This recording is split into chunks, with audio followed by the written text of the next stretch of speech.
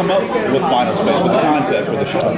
Yeah, I mean, I grew up watching a lot of movies, and also just kind of early Toonami, like Dragon Ball Z reboot, but then, I watched the early VHS original copies of Star Wars, and I mean, I was just mystified by sci-fi, and then I also grew up with the other side of comedy, which was Monty Python and the Holy Grail and The Princess Bride, and it was just like a weird time where that comedy was so rich, and then, you saw a little bit of comedy and sci-fi, but not a lot. There was a time where you just saw sci-fi. I always wanted to blend the two. Granted, there's multiple people that beat me to it, but it was still really cool to think that way. Yeah. The show is a comedy, but it also has a very dark tone at times. Yeah. So how do you find that blend?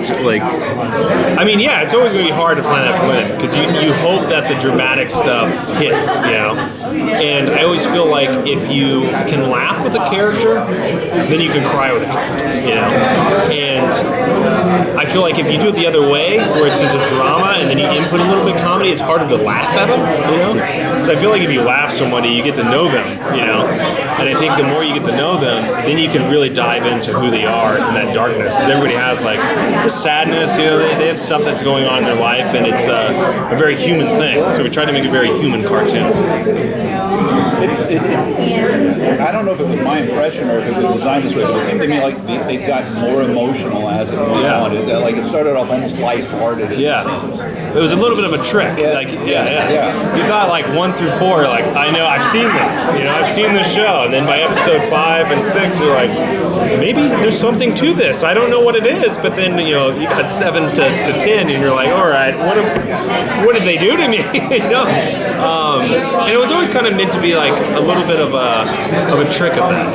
It was like we wanted to do something different where it kind of ramps up in the stakes, And so as it keeps going, the stakes get higher and higher and higher to where at 10, it's like everything's on the line, And I feel like if you start that dramatic stuff too soon, it's just unbelievable, So we tried to start it off really light at first and just ease you in. So from the start, we heard from the start you knew that Avocado was going to die in the 6th episode. So did you ever think about, no, he's too good and I don't want to lose his character? I mean, look, he's one of my greatest friends, It always sucks when you have to do that. And I think it was something that even in the pitch that we went in, it's like we wanted to do this because it was kind of ballsy, nobody would really do it. And I think,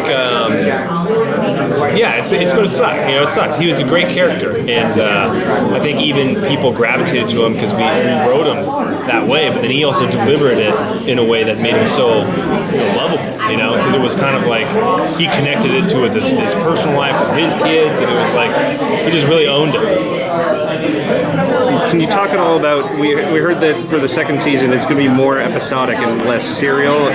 Yeah, there's still like a serialized arc to it. It's just going to be a lot looser so we can dive into those characters. Because the first season was so serialized that, we didn't really have time to like sit for a beat. Because you have this ticking clock, and then if you sit for a beat, people are going to be like, what are they doing? Earth is about to be destroyed, and they're sitting chatting, It's like, so I feel like it's a thing where you have to find that balance, and I think season 2 finds a better balance of that, where there's still something really serious, and there's an arc that's happening. But you look at like the Marvel movies, for example, and they have those soul stones, and they interconnected this stuff. They make standalone movies that are connected in this larger universe, and so it's going to be kind of that way, where it's going to feel like you're watching something that is episodic, but you're also going to catch things that if you watch season 1, you're going to know what that is, and it's all leading to something.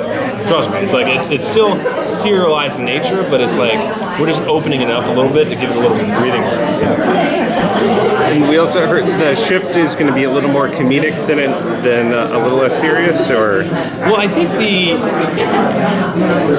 it's you always want to have that comedy, and I think it's definitely going to be funny.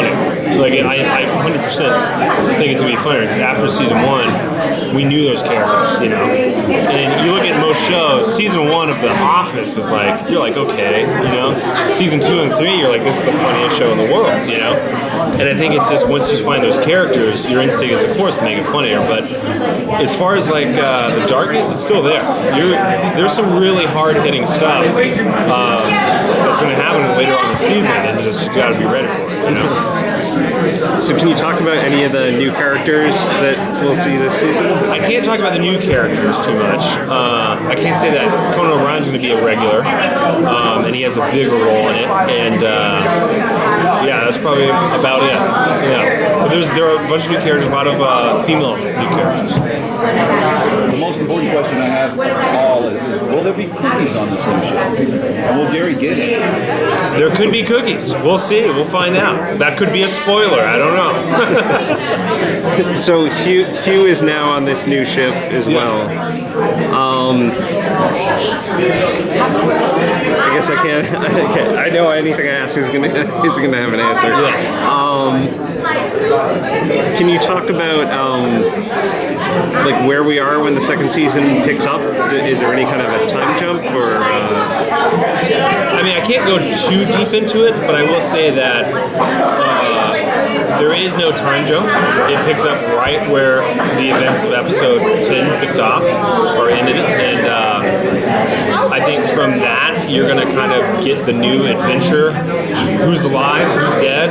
You know, you're going to know all that in that first episode. So it kind of wraps up a lot of the events of season 1, and then it takes you off on a new adventure. This might be a little early in the show's life to ask, but do you have an end game to the story? Do you have? Yeah, I know the ending. Do you have an idea of like how many episodes you'd like to do?